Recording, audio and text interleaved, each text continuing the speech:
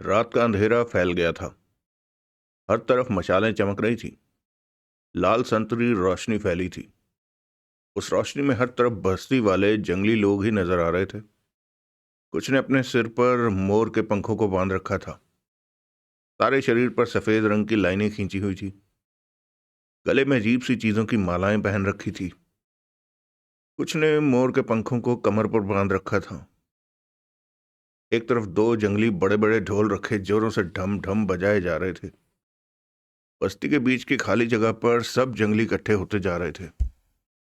जलती मशालें वहां अजीब सा दृश्य पैदा कर रही थी। जंगलियों का शोर, न समझ में आने वाली बातें गड्ढमड्ढ होकर कानों में पड़ रही थी। बजते दोनों ढोल जैसे सुनने वालों की सांसों का हिस्सा बन गए थे। 1 घंटा होने को आ रहा था, वो बजे ही जा रहे थे। सामने की तरफ छोटी सी मंच जैसी 3 फुट ऊंची जगह थी, जिस पर एक कुर्सी रखी हुई थी। स्पष्ट था कि वह जगह सरदार घुग्गी के लिए थी। घुग्गी आया। मंच जैसी जगह पर पहुंचकर खड़ा होकर उसने हर तरफ देखा। मशालों की रोशनियों में सिर चेहरे चमके। इसके साथ ही देवराज चौहान को वहां लाकर एक तरफ बिठा दिया गया। देवराज चौहान वहां का माहौल समझने की चेष्टा करते हुए ये सोच रहा था कि क्या होने वाला है, उसे यहाँ क्यों लाया गया है। तभी सरदार घुग्गी ने दोनों हाथ ऊपर उठाए कि सारा शोर थमने लगा। ढोल बजने बंद हो गए थे। बातों की आवाजें रुक गई। 2 मिनट बाद ही वहां ऐसी चुप्पी छा गई जैसे कोई मौजूद ही ना हो।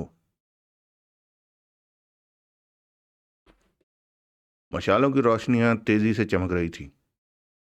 उनके लाल नारंगी चेहरे चमक रहे थे। बस्ती वालों, सरदार घुग्गी की आवाज उनके कानों में पड़ी। कल रात सपने में मेरी देवता से बात हुई है। तब मुझे पता चला कि मैं जिस इंसान को देवता समझकर पूज रहा हूं, वो धोखा है। देवता ने ही मुझे बताया कि अभी वो हमारी बस्ती में नहीं आया। अभी वो आराम कर रहा है। हम जिसे देवता मानकर पूज रहे हैं वो झूठा है। हर तरफ चुप्पी छाई हुई थी। छोटे से मंच पर खड़े घुग्गी की निगाह हर तरफ घूम रही थी। देवराज चौहान मशाल की रोशनी में चमकते हुए घुग्गी के चेहरे को देख रहा था। आज एक और व्यक्ति उसी रास्ते से आया है और खुद को देवता कहने लगा।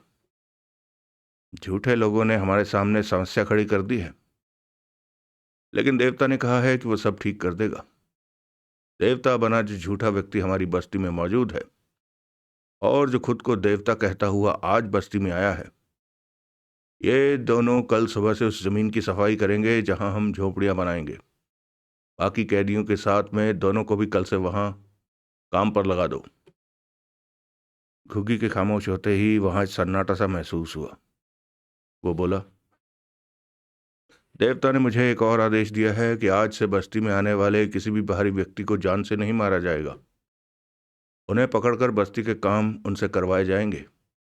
देवता का आदेश फौरन माना जाए और जंगल में पहरा दे रहे आदमियों तक देवता का ये आदेश पहुंचा दिया जाए कि बाहरी लोगों को कैद करना है, उनकी जान नहीं लेनी है। साधा? हाँ सरदार। साधा भीड़ में से निकल कर आ गया। जंगल के पहरेदारों तक ये खबर फौरन भिजवाओ। मैं अभी उस तरफ आदमी भेजता हूं। कहने के साथ ही साधा भीड़ में घुसकर गुम हो गया। सरदार घुग्गी ने पुनः सबको देखा और कह उठा, देवता ने कहा है कि मैं तुम सबसे कह दूं कि आज जी भर कर शराब पियो, नाचो, ढोल बजाओ, खुशियां मनाओ। जब थक जाओ तो अपने अपने झोपड़ों में जाकर सो जाओ। घुग्गी के इतना कहते ही शोर उठ खड़ा हुआ और ढोल बजने लगे। जिन्होंने कमर और सिर पर मोर के पंख बांध रखे थे वो घेरा बनाकर खाली जगह में नाचने कूदने लगे। एकाएक सारा माहौल रंग भरा हो गया। पुनः पहले की तरह शोर उठ खड़ा हुआ। किसी को समझ नहीं आ रहा था कि कौन क्या कर रहा है। देवराज चौहान की आंखें सिकुड़ी घुग्गी पर ही टिकी रही, क्योंकि कुर्सी पर बैठ गया था। एक जंगली ने उसे लंबा सा गिलास लाकर दिया। वह समझ गया कि उसमें शराब भरी होगी। घुग्गी की घोषणा से देवराज चौहान समझ गया कि वो विमान उतरवाने के लिए जगह जल्द साफ करना चाहता है। तभी उसे ज्वाला सिंह या इधर आने वाले अन्य लोगों को उस जगह को तैयार करवाने पर लगा देना चाहता है। उसके पास खड़े व्यक्ति ने उसे उठने को कहा तो देवराज चौहान उठ गया। चलो वापस झोपड़े में। देवराज चौहान चल पड़ा। शराब पीनी हो तो बता दो, मिल जाएगी। नहीं। अगला दृश्य। ज्वाला सिंह 48-50 की उम्र, सेहतमंद, सख्त शरीर, लंबा कद, फुर्तीला। ज्वाला सिंह इस वक्त अपने झोपड़े में फूस वाले फर्श पर बैठा था। उसके कपड़े मैले होकर फटने जैसे हो रहे थे। सिर के बाल भड़कर गर्दन तक पहुंच रहे थे। दाढ़ी बेतरतीबी से बढ़ी हुई थी। उसकी हालत देखकर लग रहा था कि लंबे वक्त से वह नहाया भी नहीं है। यूं तो उसे बस्ती का देवता बना दिया गया था, परंतु सुबह 1 घंटे के लिए झोपड़े से बाहर कुर्सी पर उसे बिठा दिया जाता। तब सारी बस्ती के लोग आते, उसके दर्शन करते, सिर झुकाते। यहां तक कि सरदार घुग्गी भी उसके सामने सिर झुकाने आता। उसके बाद उसे वापस झोपड़े में बिठा दिया जाता। वो कुर्सी भी जाने कहाँ रख दी जाती। वो जानता था कि वो कैदी है यहाँ। सेवा करने के नाम पर हर वक्त चंद सेवक उसके पास रहते, जो कि सेवा कम और उस पर नजर ज्यादा रखते थे। एक बार वो भाग निकला था, परंतु पकड़ लिया गया। उसके बाद से उस पर और ज्यादा सख्ती हो गई थी। उसे बाहर नहीं जाने दिया जाता था। अपनी मर्जी से वो कुछ भी नहीं कर सकता था। अब तक वो भांप चुका था कि यहां से बचकर निकलना आसान नहीं है। बस्ती से निकल भी गया तो जंगल में मौजूद पहरेदार उसे पकड़ लेंगे। इस वक्त झोपड़े में मशालें जल रही थी। बाहर से आता शोर और ढोल की आवाजें उसे सुनाई दे रही थी। वो समझ गया कि बस्ती के लोग आज फिर जश्न मनाने के नाम पर शराब पी रहे हैं। तभी झोपड़े के बाहर आहट सी गूंजी। बातों की अस्पष्ट सी आवाजें उसे सुनाई दी। फिर सरदार घुग्गी ने भीतर प्रवेश किया। उसे देखते ही ज्वाला सिंह के दांत भिज गए। घुग्गी नशे में लग रहा था। उसके मुंह से शराब के भभूके फूट रहे थे। आ गया हरामी। ज्वाला सिंह कड़वे स्वर में कह उठा। घुग्गी का नशे से भरा चेहरा मुस्कान से भर उठा। खुशी वाली खबर सुनेगा? तेरे मुंह से खुशी से भरी खबर निकल नहीं सकती कमीने। ज्वाला सिंह दांत किटकिटाकर कह उठा। आज से तेरी देवताई खत्म। क्या मतलब? रात सपने में मुझे असली देवता ने दर्शन दिए। उसने बताया कि तुम हमारे देवता हो ही नहीं। वो हंसा। मैं तो पहले से कह रहा हूं कि मैं ज्वाला सिंह हूं, तुम्हारा देवता नहीं। लेकिन अरे ये तो पूछो, मैंने ऐसा क्यों कहा सबसे? ज्वाला सिंह आंखें सिकोड़ों से देखने लगा। तेरे पे सारी मुसीबत तब आई जब तूने खजाना खंडर वाले रास्ते पर रखा। नशे में उसकी आंखें लाल हो रही थी। ज्वाला सिंह उसे देखता रहा। जवाब दे। हाँ। ज्वाला सिंह जान लेना चाहता था कि वह नशे में क्या कहना चाहता है। मेरे पे भी मुसीबत तब आई जब तूने खजाना वहां रखा। मैं समझा नहीं। इतनी बड़ी दौलत तूने मेरे कदमों में डाल दी, उसे संभालना मेरे लिए क्या मुसीबत से कम है? यह तो अच्छी बात है कि जंगली लोग उसकी कीमत नहीं जानते, वरना उस सारी दौलत को पाने के लिए वो मेरे ही दुश्मन बन जाते। ज्वाला सिंह ने खा जाने वाली नजरों से उसे देखा। लेकिन मैं इस मुसीबत से जल्द ही निकल जाऊंगा। कैसे? मैंने बाहरी लोगों से बात कर ली है। वो मुझे शहर में बसा देने को तैयार है। वो तुम्हारा रखा सारा खजाना भी यहां से ले जाकर शहर में मुझे दे देंगे।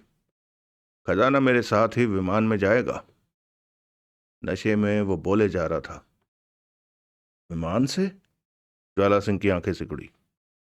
हाँ। मैंने उन्हें यहाँ का सारा नक्शा समझाया तो वो बोले इस काम के लिए छोटा विमान लेकर आना होगा, ताकि खजाना सुरक्षित ले जा सकें। सड़क के रास्ते खजाना ले जाएंगे तो पुलिस पकड़ लेगी। वो कहकर हंसा। ज्वाला सिंह उसे देखे जा रहा था। विमान उतारने के लिए पेड़ों को कटवाकर जगह तैयार कर रहा हूं। तुम्हारी बस्ती वालों को ये बात पता है? उन्हें कैसे पता चलेगी? वो तो ये सोच रहे हैं कि जो जगह साफ कराई जा रही है वहां झोपड़ियां बनेंगी। गुग्गी ठठाकर हंस पड़ा। उन्हें कैसे पता कि यहाँ विमान उतरेगा? उसके बाद घुग्गी सारे खजाने को अपने साथ विमान में लेकर चला जाएगा और फिर लौट कर नहीं आएगा। ऐश करेगा वो। जानता है तेरी देवताई क्यों खत्म की? क्यों? मुझे ज्यादा आदमियों की जरूरत है जो जल्दी से जल्दी उस जगह को विमान उतारने के लिए साफ कर सकें। कल से तू भी वहां काम करेगा। जो भी इस बस्ती की तरफ आएगा वो कैरी बनाकर इसी काम में लग जाएगा। बहुत घटिया आदमी है तू, जो अपने ही लोगों को धोखा दे रहा है। अपने लोग? पागल हो? मैं इन लोगों में से नहीं हूं। हाँ, पला बड़ा यही हूं, लेकिन मैं बचपन से ही बाहर से आया था यहाँ। जाला सिंह होंठ भीचे से देखता रहा। मेरे जाने के बाद तेरे को भी कैद से छुट्टी मिल जाएगी, लेकिन खजाना नहीं मिलेगा। घुग्गी हंसा। वो तो मैं ले जाऊंगा। मुझ पर कड़ी नजर रखना। ज्वाला सिंह की आवाज सलग उठी। क्यों? क्योंकि तू मुझे ठीक से जानता नहीं। अगर मेरे को मौका मिल गया तो बहुत बुरी मौत मरेगा तू। तेरे को मौका नहीं मिलेगा। घुग्गी हाथ हिलाकर नशे से भरे ढंग में हंस पड़ा। बस्ती में कदम कदम पर मेरे शेर बिखरे हैं। जहां भी तूने शरारत की वो तेरी बोटी बोटी कर देंगे। कुत्ता है तू, दूसरों के दम पर भौंकता है। घुग्गी ऐसा। बच्चा है तू, जानता नहीं कि हुकूमत दूसरों के कंधों पर बंदूक रखकर ही की जाती है, अपने हाथ में बंदूक पकड़कर नहीं। मैं तभी बाहर शोर उठा। घुग्गी फौरन पलटकर बाहर निकला। झोपड़े पर पहरा दे रहे चार लोग हथियार थामे कुछ दूरी पर मौजूद थे। क्या हुआ? घुग्गी गला फाड़ कर बोला। तभी सामने से एक आदमी दौड़ता हुआ पास पहुंचा। सरदार, जंगल से दो लोगों को पकड़ा गया है। एक आदमी, एक औरत। घुग्गी हंसा। मेरा काम जल्दी हो जाएगा।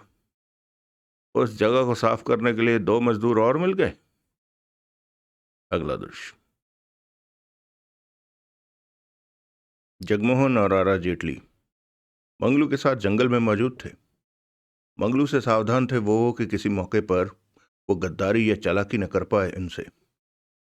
दिन की रोशनी खत्म होने तक दोनों मंगलू के साथ पेड़ों के झुरमुट में बैठे रहे थे, किसी की नजर में न आए। अंधेरा होने तक का वक्त उन्होंने एक जगह बैठकर ही बिताया। इस दौरान उस तरफ कोई नहीं आया। मंगलू ने ठीक ही कहा था, इधर कोई नहीं आता। अंधेरा फैलते ही जगमोहन मंगलू से कह उठा, चलो, हमें अपनी बस्ती तक ले चलो। मंगलू सिर हिलाकर उठ खड़ा हुआ। हमसे चालाकी करने की कोशिश मत करना, जगमोहन ने सख्त स्वर में कहा। अगर अंधेरे में हमें छोड़कर खिसकने की कोशिश की तो रिवॉल्वर निकालकर मार दूंगा तुम्हें। मुझ पर विश्वास करो, मंगलू बोला। ऐसा कुछ भी करने की मैंने सोची नहीं। सोचना भी मत। मंगलू के साथ वो जंगल में आगे बढ़ने लगे। अंधेरे की वजह से उन्हें रास्ता ठीक से नजर नहीं आ रहा था। वैसे भी ये रास्ता उनके लिए नया था। चार कदम आगे मंगलू पर नजर रखे वो आगे बढ़ते जा रहे थे। एकाएक चलते हुए आरा जेटली ने जगमोहन का हाथ पकड़ लिया।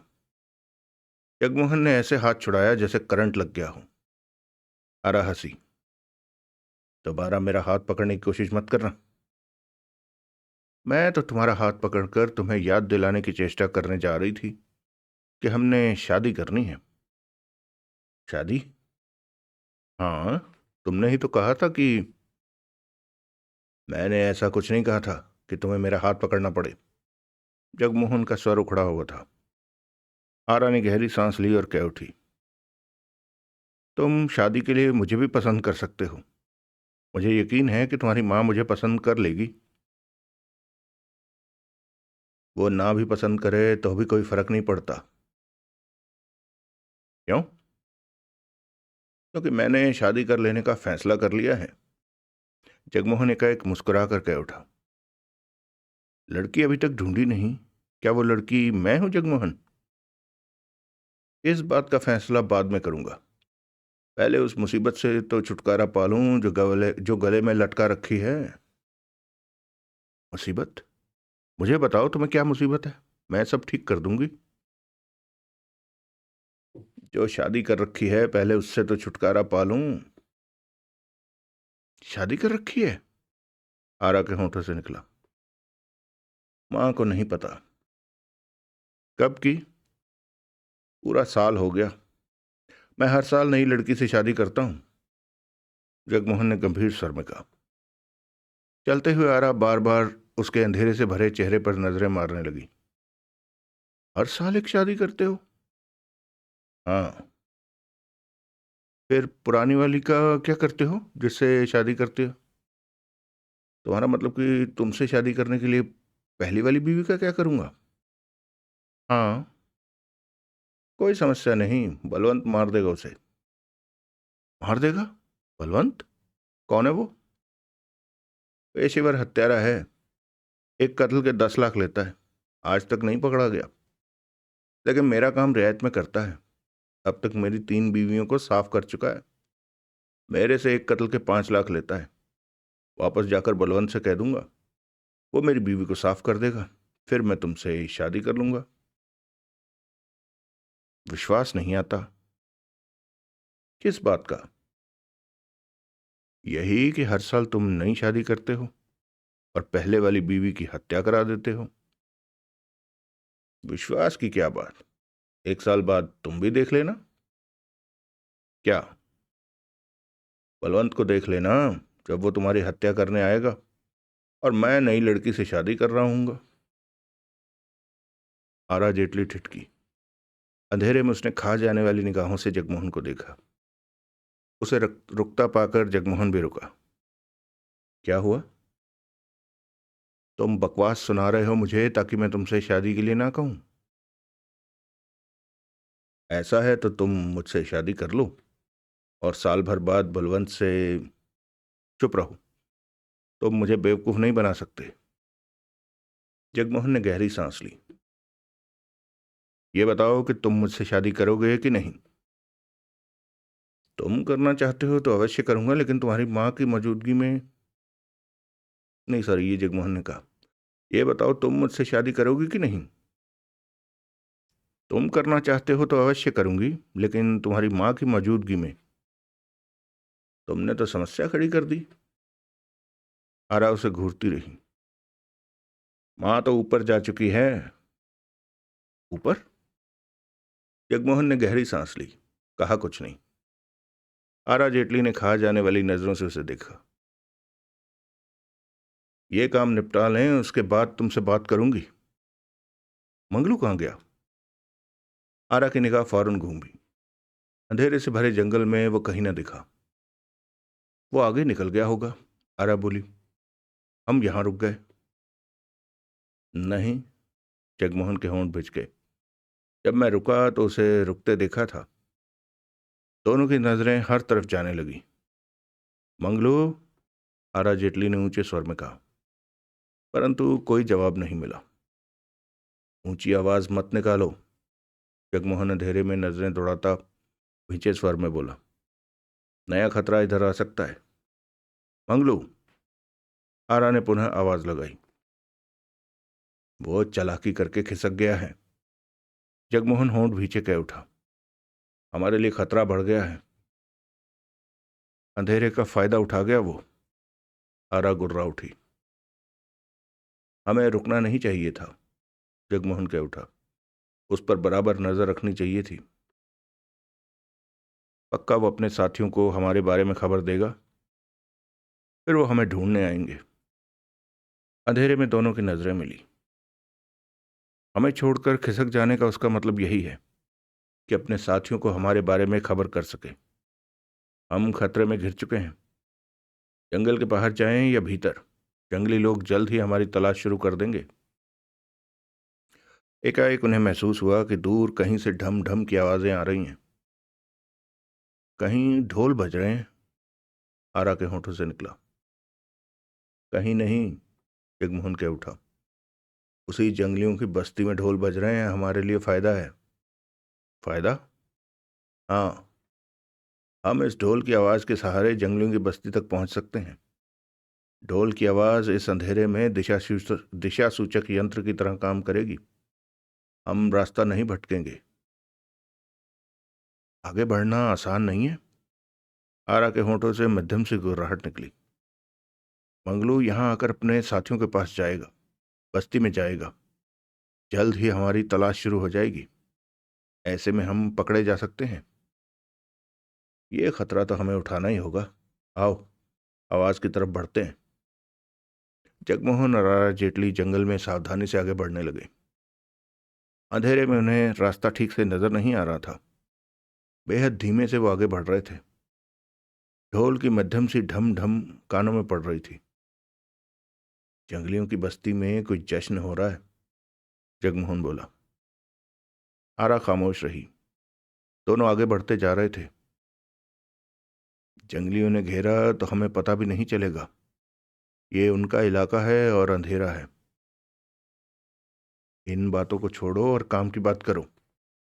आरा जेटली का स्वर गंभीर था। काम की बात? मैं उस खजाने को पाना चाहती हूं। जगमोहन ने चलते चलते गहरी सांस ली। दौलत तो मैंने इकट्ठी की, परंतु इतनी नहीं कि शानदार भविष्य के बारे में कुछ तय कर सकूं। आरा जेटली एक एक शब्द पर जोर देकर कह रही थी। ऊपर वाले ने एक मौका दिया है जिसे मैं खोना नहीं चाहती, जबकि पापा भी इसी दौलत को पाने की खातिर जंगलियों के हाथों जान गंवा बैठे। बहुत अफसोस है मुझे पापा का, लेकिन मैं पीछे नहीं आगे देखना चाहती हूँ। मुझे तुम्हारे साथ की जरूरत है। मेरे साथ की जरूरत? हाँ। इन हालातों में मैं उस खजाने को तुम्हारी सहायता के बिना नहीं पा सकती, क्योंकि ज्वाला सिंह तुम्हारी पुरानी पहचान वाला है। उसने खजाना कहाँ छिपाया है? उधर देवराज चौहान और उल्लास भी इसी तरफ कदम बढ़ा रहे हैं। हमें अपने भविष्य के बारे में सोचना चाहिए, आरा ने कहा। जो कि तुम्हारे साथ है? खजाने के साथ है, आरा सिर हिलाकर कह उठी। अगर तुम मेरे संग सारी जिंदगी बिताना चाहो तो मुझे खुशी होगी। हम अपना पूरा ध्यान उस खजाने को पाने में बड़ी भूल करोगी अगर मुझे लेकर अपने अगर मुझे लेकर सपने देखने की कोशिश की तो, जगमोहन ने शांत स्वर में कहा। कुछ पलों की खामोशी के बाद आरा कह उठी। ठीक है, हम शादी नहीं करते। खजाना पाकर आधा आधा कर लेंगे। इसके लिए देवराज चौहान से पूछना पड़ेगा। देवराज चौहान? वो मेरी माँ बाप भाई बहन सब कुछ है। बेहतर है तुम देवराज चौहान को पढ़ाने की चेष्टा करो। मेरी बातों को तुम मजाक में ले रहे हो? ठीक से जवाब नहीं दे रहे और सामने देखो। जगमोहन एकाएक ठिठकते हुए होंठ भींचकर कह उठा। वहां तुम्हारा भविष्य खड़ा है। जंगली घेर रहे थे उन्हें। वहां भी जंगली हिलते महसूस हुए, मौजूद दिखे। पीछे भी तुम्हारा भविष्य है। आरा ने तुरंत पीछे गर्दन घुमाई। कई पलों तक उनके बीच चुप्पी रही। आरा जेटली ने तुरंत रिवॉल्वर निकालकर हाथों में ले ली। ये अब क्या करेंगे? आरा कह उठी। हमें खत्म करेंगे, हमारे शरीरों के कई टुकड़े कर देंगे। कठोर स्वर में कहते हुए जगमोहन ने जेब में मौजूद रिवॉल्वर निकालकर हाथ में ले ली। हम कुछ को अवश्य मार देंगे, लेकिन अंत में जान हमारी ही जाएगी। मतलब कि खेल खत्म? खत्म। दोनों की पैनी निगाह हर तरफ जा रही थी। रिवॉल्वरें हाथ में दबी थी कि जंगली करीब आए तो वे गोलियां चलाना शुरू कर दें। मैं मंगलू बोल रहा हूं, सुना तुमने? मंगलू की ऊंची आवाज एकाएक उनके कानों में पड़ी। जगमोहन और आरा के दांत भिज गए मंगलू की आवाज सुनकर। जवाब दो, मेरी आवाज सुनी तुमने? मंगलू सामने दूर पेड़ों की तरफ से बोल रहा था। तुमने हमारे साथ धोखेबाजी की, आरा चीख कर बोली। धोखेबाजी तो तब होती जब मैं तुम्हारी बात मान लेता। वो सरदार से धोखेबाजी होती। मैं सरदार का हुक्म मानता हूँ, तुम्हारा नहीं। तुम्हारी बात क्यों मानूं? मंगलू की आवाज आई। तब तो तुम हमारी बात कर दिन भर हमारा साथ देते रहे। ऐसा करना जरूरी था, नहीं तो तुम लोग मुझे मार देते। अब क्या चाहते हो? सरदार का अभी अभी हुक्म आया है कि बस्ती की तरफ आने वाले किसी भी भारी आदमी की जान नहीं लेनी, उसे कैद करके बस्ती में लाना है। लेकिन इसका मतलब यह भी नहीं कि बाहरी व्यक्ति हम पर हमला करे और हम उसकी जान ना लें। मैं जानता हूं तुम्हारे पास रिवॉल्वरें हैं, तुम हम पर गोलियां चला सकते हो, लेकिन अगर तुमने ऐसा किया, हम लोग तुम दोनों को छोड़ेंगे नहीं। जगमोहन दांत भींचे खड़ा रहा। आरा की खतरनाक निगाह अंधेरे में हर तरफ जा रही थी। तुम दोनों अपने आप को हमारे हवाले कर दो, मंगलू की आवाज पुनः सुनाई दी। जगमोहन, इनकी बातों में मत आना। ये हमें पकड़ने का प्लान बना रहे। मेरे ख्याल में तो हमें पकड़ने के लिए इन्हें प्लान बनाने की जरूरत नहीं है, जगमोहन ने दांत भींचकर कहा। क्या मतलब? ये जंगली लोग इतनी दूर की नहीं सोच सकते कि इस तरह की बातें कर हमें फांसे। तुम्हारा मतलब है कि ये सच कह रहा है कि हमें मारेगा नहीं? हाँ। आरा की नजरें जगमोहन पर जा टिकी। तुम क्या करने की सोच रहे हो? कहीं अपने आप को इनके हवाले?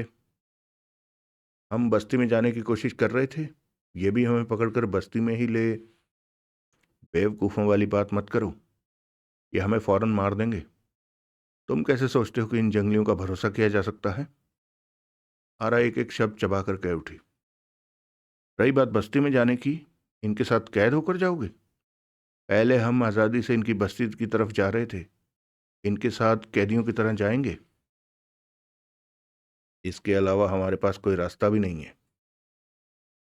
क्या मतलब? मैं अपने को इन जंगलियों के हवाले करने? पागल हो गए हो? आरा चीखने वाले अंदाज में बोली। मुझे पागल होने दो, तुम मत होना। जगमोहन का स्वर शांत था। आरा खा जाने वाली नजरों से जगमोहन के अंधेरे में डूबे चेहरे को देखने लगी। तभी मंगलू की आवाज आई। क्या तुम अपने हथियार फेंक कर हमारे पास आ रहे हो? मैं आ रहा हूं, जगमोहन ऊंचे स्वर में बोला। पागलपन कर रहे हो? आरा गुड़गुड़ाई। और तुम्हारे साथ की लड़की? उसका ऐसा करने का कोई इरादा नहीं है, जगमोहन ने ऊंचे स्वर में कहा। वो क्या हमसे लड़ेगी? होश में आओ जगमोहन, आरा गुस्से से कह उठी। ये सब हमें बेवकूफ बना। लड़की की बात तुम जानो, मैं आ रहा हूं। कहने के साथ ही जगमोहन ने रिवॉल्वर फेंकी। आरा को देखा। समझदारी इसी में है कि खुद को इनके हवाले कर दो। ज्वाला सिंह इनकी बस्ती में है, वहां उससे बात करके मालूम किया जा सकता है कि खजाना कहाँ रखा है उसने। कहने के साथ ही जगमोहन आगे बढ़ा और सामने नजर आ रहे जंगलियों की तरफ बढ़ गया। कुछ दूरी पर अंधेरे में मौजूद कई जंगली दिखाई दे रहे थे। आरा दांत पीछे गुस्से से भरी जगमोहन को अंधेरे में गुम होते देखती रही। मिनट भर बाद सब कुछ शांत सा पड़ गया। आरा जेटली अकेली खड़ी थी वहां, रिवॉल्वर हाथ में थी। जगमोहन की रिवॉल्वर नीचे पड़ी थी। तुम आ रही हो या हम सब तुम्हारी जान लेने के लिए आगे आए? मंगलू की सख्त आवाज आई। गुस्से से भरी आरा समझ चुकी थी कि वो फंस चुकी है। तुम ठीक हो? आरा चीख कर बोली। हाँ, जगमोहन की आवाज सुनाई दी। मैं आ रही हूं, आरा ने गुस्से से कहते हुए रिवॉल्वर फेंकी और आगे बढ़ गई। अगला दृश्य। जगमोहन और आरा जेटली ही वो दो कैदी थे जिन्हें लेकर जंगली सरदार घुग्गी के पास पहुंचे थे। सरदार घुग्गी ने नशे में धुत आंखों से दोनों को देखा। खूब, दो मजदूर और मिल गए वो जगह साफ करने के लिए। घुग्गी ठहाका लगाने लगा। जगमोहन और आरा की नजरें मिली। ढोल की तेज आवाज उनके कानों में पड़ रही थी।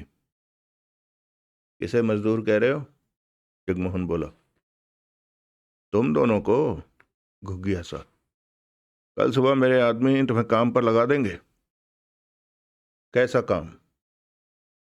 देख लेना, तुम्हें पता चल जाएगा। गुग्गी ने अपने नशे से भरे चेहरे पर हाथ फेरा। मेरी बस्ती के पास तुम दोनों क्या कर रहे थे? कर नहीं रहे थे, इधर ही आ रहे थे, आरा तीखे स्वर में बोली। क्यों? ज्वाला सिंह से मिलने। तुम्हें कैसे पता कि ज्वाला सिंह यहाँ है? गुग्गी के चेहरे पर अजीब से भाव उभरे। तब पता है कि उसे यहाँ तुमने देवता बनाकर पकड़ रखा है। हैरानी है कि बीच की खबरें तुम लोगों को कैसे मिल गई। वो तो आया भी खंडर के रास्ते से था। सरदार घुग्गी अजीब से स्वर में कह उठा। मुझे क्या, कल सुबह से तुम दोनों काम पर लग जाना। राधा? हाँ सरदार। वो भीड़ में से निकल कर आ गया। इन्हें एक झोपड़े में कैद कर लो, कल सुबह वहां काम पर लगा देना। राधा ने सिर हिलाया और मंगलू को इशारा किया। मंगलू और दो अन्य जंगली उन्हें धकेल कर एक तरफ ले जाने लगे। ढोल की आवाजें तेज होती जा रही थी। जंगलियों के चीखने चिल्लाने की आवाजों से स्पष्ट महसूस हो रहा था कि शराब का नशा उन पर सवार होने लगा है। अगला दृश्य। सोहनलाल, बीना, सुखराम और टोन उस वक्त दोपहर का खाना खा रहे थे। उसके बाद बीना और सोहनलाल कुछ आराम करने की सोच रहे थे। सुखराम और टोन ने अब पहरा देना था। मम्मी और जगमोहन को अब मम्मी और जगमोहन अब तक कहाँ पहुंच गए होंगे? टोन ने सुखराम को देखा। उन्हें तो अब तक उन जंगलियों की बस्ती में पहुंच जाना चाहिए, बीना ने कहा। अगर रास्ते में जंगलियों से टक्कर हो गई तो उनकी लाशें जंगल में कहीं पड़ी होंगी, सोहनलाल ने लापरवाही से कहा। फालतू मत बोलो, टोन ने सख्त स्वर में कहा। सोहनलाल ने उसे देखा, मुस्कुराया। तभी सुखराम कह उठा। भाई टोन, ये फालतू बोलना नहीं होता, सच बोलना होता है। मुझे मत सिखाओ। खाना खा लो, कुछ खा लिया जाए, बीना ने गंभीर स्वर में कहा। उनके साथ क्या होता है वो। तभी सूखे पत्तों के चरमराने की आवाज उनके कानों में पड़ी। वो चौंके। उनकी गर्दनें, नजरें घूमी, परंतु कोई न दिखा। आसपास कई पेड़ थे जिनके नीचे गिरे पत्ते पीले होकर पूरी तरह सूख चुके थे। आवाज आई थी, सुखराम बोला। मुझे भी ऐसा ही लगा। बीना की निगाह भी हर तरफ जा रही थी। सोहनलाल आंखें सिकोड़े हर तरफ देख रहा था। टोन फौरन उठ खड़ा हुआ। उसका हाथ कमर पर था। उनकी कोशिशों के बाद भी उन्हें कोई न दिखा। कोई नहीं है, टोन कह उठा। हम लोगों को भ्रम हुआ है। भ्रम? सबको एक साथ? सोहनलाल की नजरें टोन पर जा टिकी। कोई क्या जवाब देता। धीरे धीरे उनका ध्यान पुनः खाने पर जाने लगा। तभी बीना चिहुक उठी। उसकी आंखें सिकुड़ी। सख्त हो उठा चेहरा। 100 कदम दूर एक पेड़ के तने के पास खड़ा उल्लास उन्हें देख रहा था। उल्लास? बीना के होठों से निकला। गन थामे खड़े टोन की नजर भी उस पर पड़ चुकी थी। सोहनलाल और सुखराम ने भी उधर ही देखा। ये उल्लास है? सोहनलाल के होठों से निकला। जिसने पटवा को भेजा था, देवराज चौहान को लाने? हाँ। टोन के सख्त होंठ हिले। फिर तो देवराज चौहान भी इसके साथ होगा। सोहनलाल की आंखें चमक उठी। उसकी निगाह सोहनलाल पर गई। सोहनलाल उठ खड़ा हुआ। तभी उल्लास ने धीमे धीमे शांत भाव से उनकी तरफ बढ़ना शुरू किया। उसके पांव सूखे पत्तों पर पड़ने की वजह से पत्तों के मसले जाने की चरमराहट गूंज रही थी। सबकी निगाह उल्लास पर थी।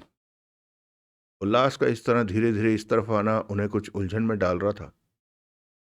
ये हमारी तरफ क्यों आ रहा है? बीना कह उठी। बहुत हरामी है ये। सोहनलाल उल्लास के बारे में ज्यादा नहीं जानता था, सिर्फ सुन रखा था। सोहनलाल, सुखराम गहरी सांस लेकर बोला। मुझे गड़बड़ लग रही है। क्या गड़बड़? पता नहीं, लेकिन मेरा दिल कह रहा है। सुना है उल्लास बहुत बड़ा दादा है। हाँ, मैंने भी सुना है। फिर ये अकेला क्यों है? इसके साथ 10-20 आदमी होने चाहिए। सोहनलाल को उसकी बात ठीक लगी। तभी बीना सख्त स्वर में कह उठी, ये अकेला नहीं होगा, इसके साथ ही इसके पास ही कहीं होंगे। बदमाश जितना बड़ा होता है उतना ही डरपोक हो जाता है। उसे करीब आया पाकर टोन ने हाथ में पकड़ी गन को सावधानी से थाम लिया। 25 कदमों के फासले पर उल्लास छटका, मुस्कुराया। ऐसा लगता है जैसे भेड़िया उबासी ले रहा हो। टोन ने अपने लटकते गाल पर हाथ फेरा। तभी उल्लास कह उठा, मैं जानता था कि तुम लोग यहां हो, तभी यहां आया। तुम्हारा हमसे क्या मतलब? बीना बोली। इस वक्त हम एक ही मंजिल के राही हैं, हमें एक साथ आगे बढ़ना चाहिए। रास्ते में पड़ने वाली कठिनाइयों को मिल बांट कर कम कर लेंगे। उल्लास कहते हुए खुलकर मुस्कुरा पड़ा। बीना की आंखें सिकुड़ी। इस बात का जरा भी विश्वास मत करना, टोन धीमे से कह उठा। सोहनलाल ने भी गोली वाली सिगरेट सुलगा ली। नजरें उल्लास पर थी। तू क्या सोचता है कि ये क्या करना चाहता है? सुखराम ने धीरे से सोहनलाल को देखा। ये हमें ऐसे मौके पर अकेला नहीं छोड़ना चाहता, सोहनलाल बोला। खजाने का मामला है और ये हमें अपना दुश्मन समझ रहा है। ये नहीं चाहता कि आने वाले वक्त में हम कोई ऐसी हरकत करें जो इसे नुकसान दे जाए। हमें साथ रखकर ये हमारी तरफ से निश्चिंत हो जाना चाहता है कि हम जो भी करेंगे इसे पता रहेगा। उल्लास की नजर सोहनलाल पर जा टिकी। सोहनलाल हो तुम? देवराज चौहान के साथी? अखबार में छपी तुम्हारी पुरानी तस्वीर देखी थी मैंने। फिर तो मैं मशहूर बंदा हुआ। सोहनलाल ने गोली वाली सिगरेट का कश लिया। हाँ, लेकिन ज्यादा नहीं। जगमोहन तुम्हारे पास होना चाहिए। कहाँ है वो? जंगलियों की बस्ती में गया है। क्यों? खजाने के बारे में ज्वाला सिंह से पूछ रहे। उल्लास ने सिर हिलाया और सिगरेट सुलगा ली। तुम पीछे क्यों रह गए? हमारा एक साथ उधर जाना ठीक नहीं था। फंसते तो सारे फंस जाते, जबकि ये काम जगमोहन करके वापस आ सकता है। ठीक कहा। आरा नजर नहीं आ रही। वो भी क्या जगमोहन के साथ गई है? सोहनलाल ने बीना पर नजर मारी। हाँ, बीना बोली। खतरनाक जंगल है, इस तरह खुले में कब तक रहोगे? मुसीबत में पड़ जाओगे। बहुत चिंता हो रही है हमारी, टोन ने तीखे स्वर में कहा। उल्लास मुस्कुरा पड़ा। चिंता क्यों नहीं होगी? आखिर इस वक्त हम एक ही मंजिल के साथी हैं। उल्लास ने मुस्कुरा कर कहा। तो तुम भी खजाना पाने जा रहे हो वहां? हाँ, मुझे दौलत की बहुत जरूरत है। उल्लास ने होंठ सिकोड़कर सिर हिलाया। तुमसे ज्यादा मुझे जरूरत है, सुखराम कह उठा। मैंने बुढ़ापा काटना है। और मैंने जवानी काटनी है। मुझे तो हर कदम पर दौलत चाहिए। बुढ़ापे में तो बंदा सोया रहता है, पैसे की खास जरूरत नहीं पड़ती। सुखराम ने सोहनलाल को देखा। देख तो, अपने को जवान कहता है। दौलत पाने के लिए तो ये अपना नाम जानवर भी रख लेगा। इसकी बातों से तो यही लगता है। सोहनलाल ने धीमे से कहा, फिर ऊंचे स्वर में कह उठा। देवराज चौहान कहाँ है? उल्लास के होंठों पर मुस्कान आ ठहरी। वो मिला था मुझसे लेकिन चला गया। कहाँ? ज्वाला सिंह के यहाँ। सुना है वहां उसकी बहुत खातिरदारी हुई। ज्वाला सिंह ने देवराज चौहान को बताना है कि उसने खजाना कहाँ रखा है, और तुमने उसे जाने दिया? सोहनलाल बोला। हाँ, जाने दिया। उल्लास, बीना तेज स्वर में कह उठी। तुम ऐसे में देवराज चौहान को कहीं भी जाने नहीं दे सकते। वो। लेकिन मैंने जाने दिया। मैं नहीं मानती। तो देवराज चौहान से पूछ लेना। कहाँ है वो? सोहनलाल ने पूछा। जंगल में ही कहीं है। शायद वो जंगलियों की बस्ती में भी पहुंच गया हो। इतनी खबर है कि वो इधर है। टोन दांत भींच कर धीमे स्वर में कह उठा। ये ऐसे मौके पर आसानी से देवराज चौहान को नहीं जाने दे सकता। हरामी है ये। जाने दिया होगा, सोहनलाल बोला। कैसे? देवराज चौहान इसका साथ देने के लिए नहीं माना होगा, सोहनलाल ने उसके चेहरे पर नजर मारकर कहा। क्योंकि ज्वाला सिंह देवराज चौहान का रिश्तेदार है। वो ज्वाला सिंह के खिलाफ तब तक कुछ नहीं करेगा जब तक कि ज्वाला सिंह बहुत गलत काम न कर दे, मासूम लोगों के लिए वो घातक न बन जाए। इसका मतलब? बीना बोली। इसने देवराज चौहान को खुला छोड़ दिया और अपने आदमी पीछे छोड़ दिए। ऐसा ही किया होगा इस शरीफ आदमी ने, टोन व्यंग से बोला। पटवा होगा देवराज चौहान के पीछे। अब क्या करना है? सुखराम बोला। ये हमें इस तरह नहीं छोड़ेगा, बीना बोली। यूं ही ये हमारे सामने तो नहीं आया, तो इसके आदमी भी पास ही होंगे कहीं। पल भर के लिए उनके बीच चुप्पी रही। तुम अकेले नहीं हो सकते उल्लास, बीना कह उठी। मैंने कब कहा है कि मैं अकेला हूं? वो मुस्कुराया। बीना की आंखें सिकुड़ी। टोन ने गर्दन फौरन हर तरफ घुमाई। पीछे काफी फासले पर 3 आदमियों को खड़े पाया। उनके हाथों में गनें थी। सबकी निगाह उनकी तरफ गई। सिर्फ 3 ही है? बीना ने पुनः पुनः उल्लास को देखा। 3 और हैं, वो तुम लोगों को देख रहे हैं, तुम्हें नजर नहीं आएंगे। मैंने तो पहले ही कहा था, ये हरामी इतना सीधा नहीं है जिस तरह की ये सामने आ गया। क्या चाहते हो? तुम लोगों के साथ उन जंगलियों की बस्ती में ज्वाला सिंह से मिलने जाने की सोच रहा हूं। हमारे साथ?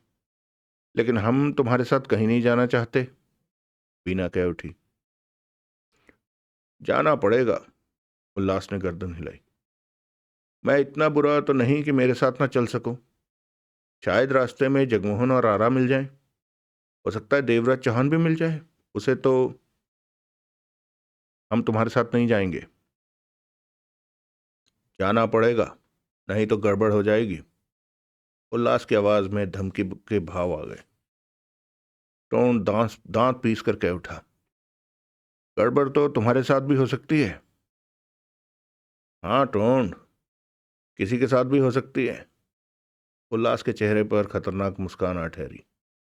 वो एक दूसरे को देखने लगे। हमें झगड़ा नहीं करना है, बीना दांत भींचकर धीमे स्वर में बोली। हम खजाना लेने निकले हैं, जान गंवाने नहीं। उल्लास के बाकी के 3 आदमी कहीं से छिपकर हम पर नजर रख रहे हैं। वो हमें आसानी से शूट कर सकते हैं। तभी तो ये हमारे सामने छाती ठोके खड़ा है। ये हमें साथ ले जाएगा, हम पर नजर रखेगा, सुखराम बोला। फिर मौका मिलते ही हमें शूट कर देगा। भला ये खजाना पाने के लिए हमें साथ क्यों रखेगा? तुम ठीक कहते हो, बीना ने सिर हिलाया। सोहनलाल गोली वाली सिगरेट के कश लेते हुए सुखराम को देख रहा था। मेरे साथ चलोगे या नहीं? उल्लास कह उठा। बीना ने दांत भींचकर सोहनलाल को देखा। तुम क्या कहते हो सोहनलाल? मेरे ख्याल में हमें इसकी बात मान लेनी चाहिए। सोहनलाल का स्वर गंभीर था।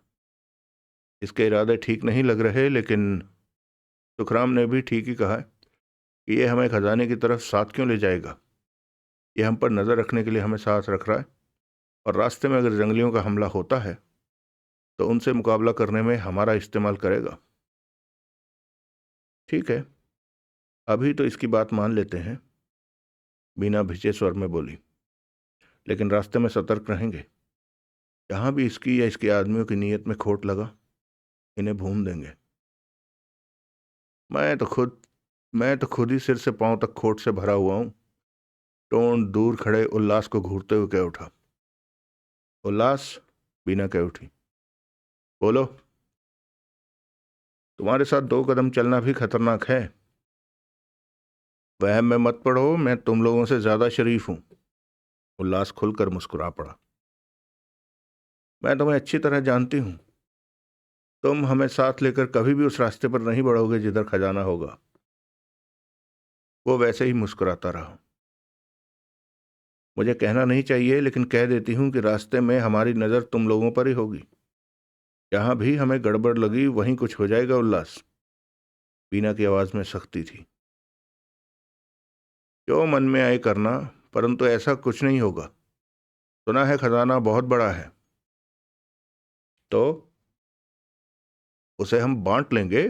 जो हिस्से में आएगा वो भी खजाने से कम नहीं होगा। सामने वाले को तुम सपने अच्छे दिखाते हो, लेकिन उन्हें दिखाओ जो तुम्हें जानते ना हो। मैं तुम्हें जानती हूं। मर्जी तुम्हारी, मेरे बारे में जो भी सोचो, मुझे कोई फर्क नहीं पड़ता। तो यहां से हम साथ साथ चलें? बीना ने सिर हिला दिया। सोहनलाल ने कश लिया और सिगरेट एक तरफ उछाल दी। वो गंभीर था। टोंड के चेहरे पर सख्ती थी। उल्लास ने उनकी तरफ बढ़ना शुरू किया।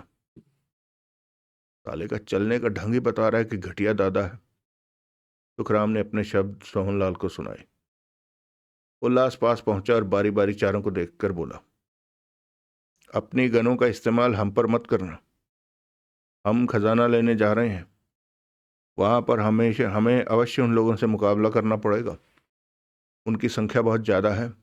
जैसे भी हो, हमें ज्वाला सिंह तक पहुंचकर यह मालूम करना है कि उसने खजाना रखा कहाँ है। हम मर भी सकते हैं, सुखराम बोला। उल्लास ने सुखराम की आंखों में देखा और फिर शांत स्वर में कह उठा, जो बच जाएंगे वो खजाना ले लेंगे। बढ़िया कही। क्या ज्वाला सिंह हमें खजाने के बारे में बता देगा? बीना कह उठी। उसके मुंह से निकलवाना पड़ेगा। वो कैसे बता देगा कि खजाना उसने कहाँ रखा है? वो तो कहेगा कि उसे यहां से निकाला जाए। तो निकाल देंगे, उल्लास ने कहा। वो वहां से आजाद हो जाएगा तो हमें खजाने के बारे में क्यों बताएगा? बीना के माथे पर बल पड़े। उल्लास हंसा। नहीं बताएगा तो मरेगा। खजाना उसे मेरे साथ बांटना होगा, वरना वो भी खजाने के मजे नहीं ले पाएगा। तुम्हारे साथ नहीं, हम सबके साथ खजाना बांटना होगा। वही वही मतलब था मेरा। तुम्हारा मतलब जो भी हो, लेकिन मेरा मतलब तुम समझ गए। बीना का स्वर तीखा था। जवाब में उल्लास मुस्कुरा पड़ा। उसके तीनों साथी पास आ गए। बस्ती की तरफ चलें? सुखराम कह उठा। उल्लास ने पैकेट में से सिगरेट निकालकर सुलगाई। टोन ने गर्दन घुमाकर पास मौजूद उल्लास के तीनों सैनिकों को घूरा। बाकी के तीन कहाँ हैं? टोन ने उल्लास से पूछा। वो भी सामने आ जाते हैं। उल्लास ने टोन को देखा। शायद तुम लोगों पर भरोसा नहीं। भरोसा हो जाएगा तो हैं भी, या हमें हमें ही तीन और का सुना रहे हो? टोन ने उसे घूरा। हैं? उल्लास मुस्कुरा पड़ा। टोन होंठ भींच कर रह गया। हम अभी बस्ती की तरफ चलते हैं, सोहनलाल ने बीना से कहा। हाँ, अब यहां रुकने का कोई फायदा नहीं। रास्ते में आ रहा और जगमोहन भी शायद। दिन की अपेक्षा रात के वक्त जंगलियों की बस्ती की तरफ जाना ठीक होगा, उल्लास बोला। क्यों?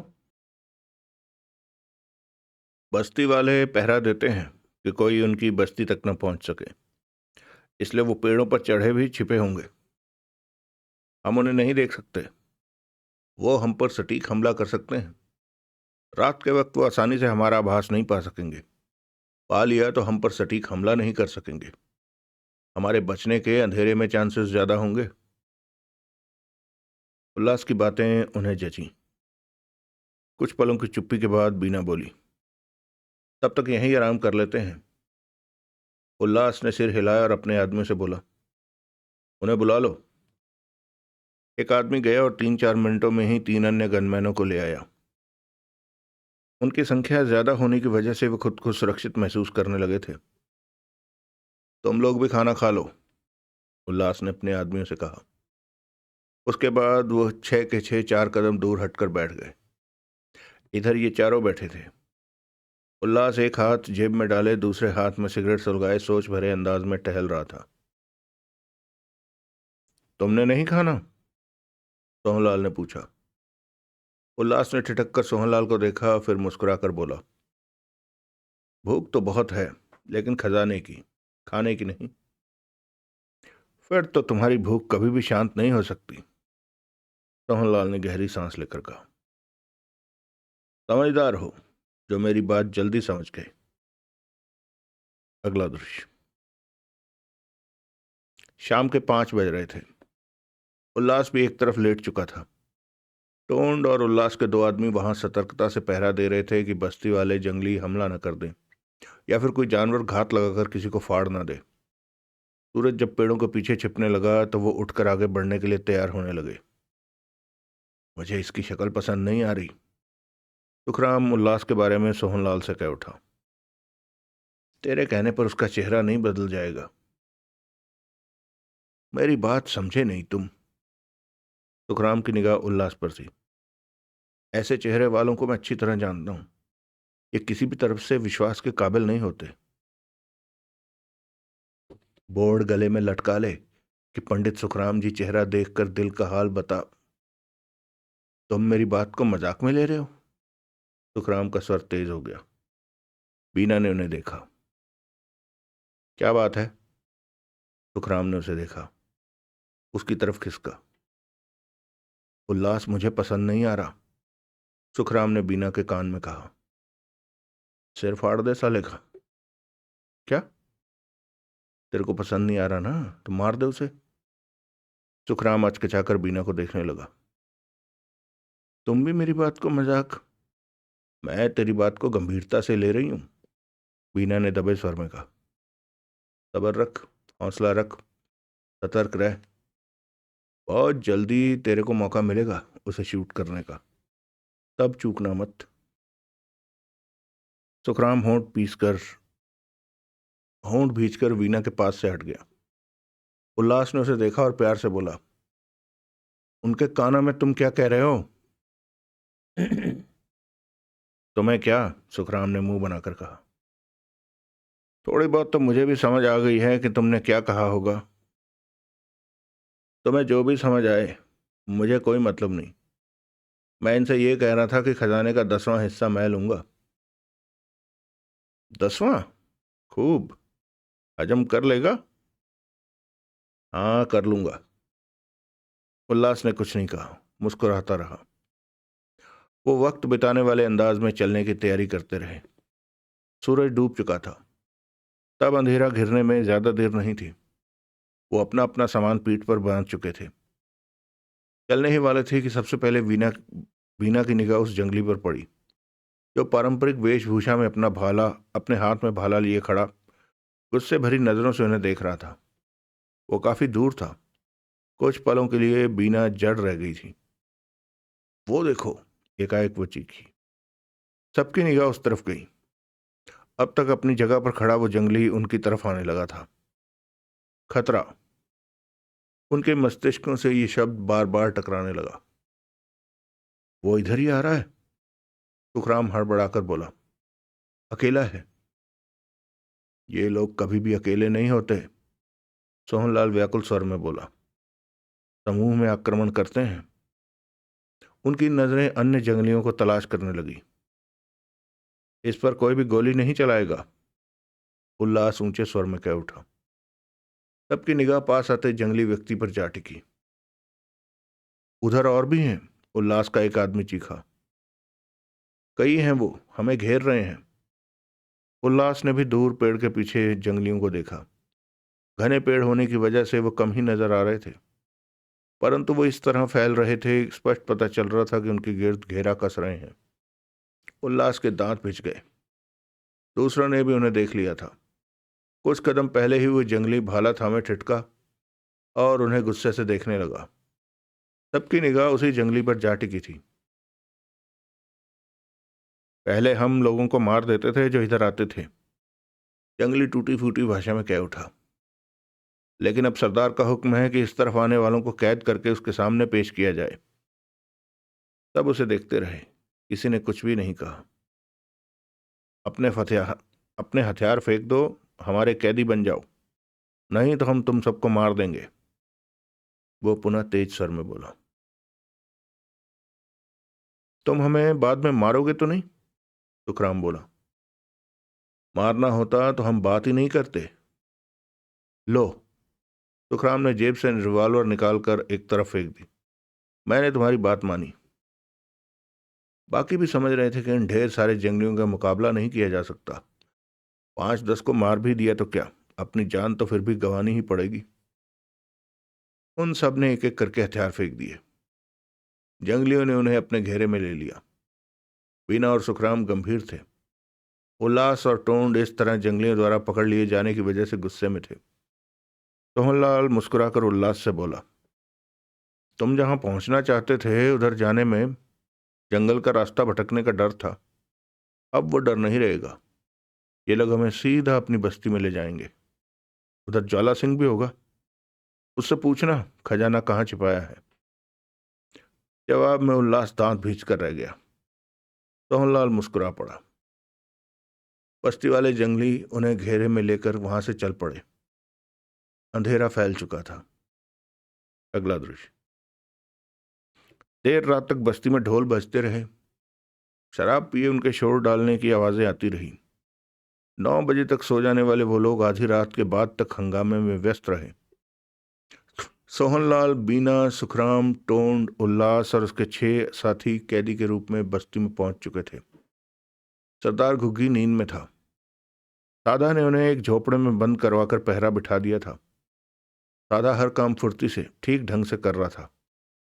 वो भी शराब पीता था, परंतु आज रात उसने घूंट भी नहीं भरा था। सोचों में फंसा वो गंभीर ही रहा। सरदार घुग्गी और देवराज चौहान की बातचीत उसे बार बार याद आती रही, जैसे उसके कान बज रहे हों। यही सोच रहा था कि सरदार घुग्गी खजाने के साथ यहां से भाग जाना चाहता है। सारी बस्ती को धोखा देना चाहता है। किसी को बता भी नहीं सकता। कोई विश्वास नहीं करेगा उसकी बात पर।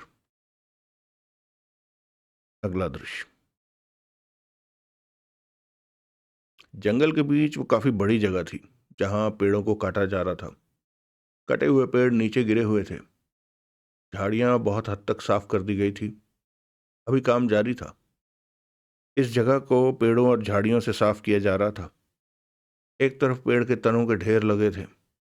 जहां से पेड़ कटे थे उनके ठूंठ जमीन से निकले नजर आ रहे थे। उन ठूंठों को भी जमीन से निकालना था। उस सारी जगह को मैदान बना देने का हुक्म दिया था सरदार घुग्गी ने। सरदार घुग्गी के खास चहेते साधा और ओवली अपनी देख रेख में काम करवा रहे थे। साधा बीच बीच में चक्कर मारकर सारे काम पर नजर मारकर घुग्गी को रिपोर्ट देता रहता था। सरदार घुग्गी ने सबको यही कह रखा था कि यहाँ बस्ती वालों के लिए बड़े आकार के झोपड़े बनाएगा, परंतु साधा के कानों में यह बात पहुंच गई थी कि घुग्गी खजाने के साथ यहाँ से भाग जाने की सोच रहा है। सूरज निकले 1 घंटा हो चुका था और इस जगह पर आज शांति थी, जबकि अन्य दिनों में सूरज के निकलने के साथ ही यहाँ की रोज की दिनचर्या शुरू हो जाती थी। बस्ती के कैदियों को यहाँ लाया जाता और उनसे काम करवाया जाता। सूरज ढलने तक काम होता। दोपहर को 30 मिनट का वक्त काम करने वालों को खाना खाने के लिए दिया जाता। तब खाना बस्ती में तैयार होकर आता। अभी तक आज का काम न शुरू होने की वजह से बीती शाम अभी तक आज का काम न शुरू होने की वजह बीती शाम का जश्न था, जो कि देर रात तक चलता रहा। उसी जश्न की वजह से सुबह बस्ती वाले देर से उठे और उन्हें कामों को शुरू करने में देर हुई। काम शुरू करने के लिए जब वहां लोगों को लाया गया तो सुबह के 9 बज चुके थे। आज काम देर से शुरू हुआ। शराब की सुस्ती कैदियों के चेहरे पर नजर आ रही थी। वो 25 से 30 कैदी थे। सबके सभी बस्ती वाले थे। उन्हें किसी गलती की, बस्ती के नियमों के विरुद्ध काम करने की सजा दी गई थी। एक तरफ बने झोपड़े में उन्हें रखा जाता था और रात के वक्त उनके हाथ पांव बांध दिए जाते थे। उनके हाथों में कुल्हाड़े जैसे औजार थे जिनसे वो जंगल काट रहे थे। वहां पहुंचते ही वो सब काम पर लग गए। 10 बस्ती वाले जंगली उन्हें वहां छोड़ गए थे। साशा और ओवली ने चिल्ला चिल्ला कर उन्हें काम करने का आदेश दिया और वो खुद वो छाया में जा खड़े हुए। तभी देवराज चौहान को एक आदमी वहां छोड़ गया। ओवली ने देवराज चौहान के हाथ में कुल्हाड़ी देकर उसे काम समझाकर काम पर लगा दिया। ज्वाला सिंह को भी उधर पहुंचा दिया गया। पहले देवता बने ज्वाला सिंह के ठाठ थे, लेकिन कल सरदार घुग्गी ने उसे नकली देवता करार देकर आज जंगल साफ करने पर लगा दिया था। फिर जगमोहन और आरा को भी उधर काम पर लगा दिया गया। सोहनलाल, उल्लास, टोंड, बीना, सुखराम और उल्लास के 6 आदमी भी इधर पहुंचा दिए गए। सब के सब काम में व्यस्त थे। पेड़ काटे जाने, ठूंठ साफ करने की आवाजें आने लगी। ताशा और ओवली के अलावा पहरे के तौर पर 3 के करीब बस्ती के आदमी वहां पहुंचे थे, इस बात का ध्यान रखने के लिए कि कोई भागे नहीं और वो काम करते रहें। सूरज धीरे धीरे आगे खिसकने लगा। अगला दृश्य। जमाई बाबू। पेड़ पर कुल्हाड़ी चलाते चलाते देवराज चौहान ठिठका। उसने फौरन पीछे गर्दन घुमाकर देखा। बिखरे बालों, बड़ी दाढ़ी और मैले कपड़ों में ज्वाला सिंह को खड़े पाया। कई पलों तक वो ज्वाला सिंह को देखता रह गया। पहचानने में नहीं आ रहा था ज्वाला सिंह। यूं भी ज्वाला सिंह आज 14-15 साल के बाद उसके सामने था। ज्वाला सिंह की मूंछों और दाढ़ी में छिपे होंठ मुस्कुरा पड़े। पहचाना नहीं? वो उसी तरह शांत स्वर में बोला। देवराज चौहान के होंठों पर बरबसी मुस्कान आ ठहरी। ज्वाला सिंह? जवाई बाबू। अगले ही पल दोनों गले मिले। देर तक जुदा न हुए। मैं जानता हूं तुम्हारी छत्र छाया में वो कभी भी दुखी नहीं हो सकती। ज्वाला सिंह का स्वर अपनेपन से कांप उठा था। तुम्हारा बुलावा मिला था, आ गया मैं जानता हूं कि तुम्हें देखकर समझ गया था कि मेरे बुलावे पर यहां आए हो। ज्वाला सिंह की आंखें गीली हो चुकी थी। तुम्हारी हालत पर मुझे दुख हो रहा है ज्वाला सिंह, देवराज चौहान बोला। ये तुम सब ठीक हो जाएगा। वो दोनों इस तरह बातें कर रहे थे कि पहरेदारों को ये ना लगे कि वो बेकार खड़े हैं। नगीना साथ नहीं आई? नहीं, आते वक्त मैं नगीना से मिल नहीं सका। उसे बता नहीं सका कि तुम्हारे पास जा रहा हूं। अचानक आना पड़ा। दोनों कई पलों तक एक दूसरे को देखते रहे। बहुत बदलाव आ गया तुम में जवाई बाबू। तुम भी तो बदले बदले से नजर आ रहे हो। कहाँ वो गुस्से से भरा ज्वाला सिंह, और अब वक्त वक्त बदल देता है। सब कुछ बदल देता है। तुम यहाँ कब से हो? कल से। अपनी कहो। खजाना पाने के फेर में वो सब बातें मैं जान चुका हूं। उल्लास और हीरा सिंह से सब पता चल चुका है। ओह, खजाना भी देखा मैंने। खजाना देखा? उसके होंठों से निकला। हाँ, किले के खंडरों के रास्ते इसी बस्ती में पहुंचा हूं। रास्ते में। हाँ, फिर तो देख लिया होगा। वहां से हर कोई नहीं आ सकता, लेकिन देवराज चौहान डकैती मास्टर वहां से रास्ता तलाश करके आ सकता है। ज्वाला सिंह गहरी सांस लेते मुस्कुराकर बोला। खजाना बड़ा है?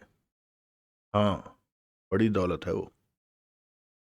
बस्ती का सरदार घुग्गी उस दौलत को लेकर यहां से भाग जाना चाहता है ज्वाला सिंह। तुमसे किसने कहा? कल रात सरदार घुग्गी ने खुद कहा। ओह, ये बात उसने मुझसे भी कही। सरदार घुग्गी ने बाहरी लोगों के साथ बात कर रखी है कि वो उसे खजाने के साथ यहां से ले जाएंगे। ये जगह इसलिए साफ कराई जा रही है कि यहाँ छोटे वाला प्लेन उतारा जा सके। वो खजाने को विमान में डालकर यहां से निकल जाना चाहता है। उसकी योजना बुरी नहीं है, देवराज चौहान ने शांत स्वर में कहा।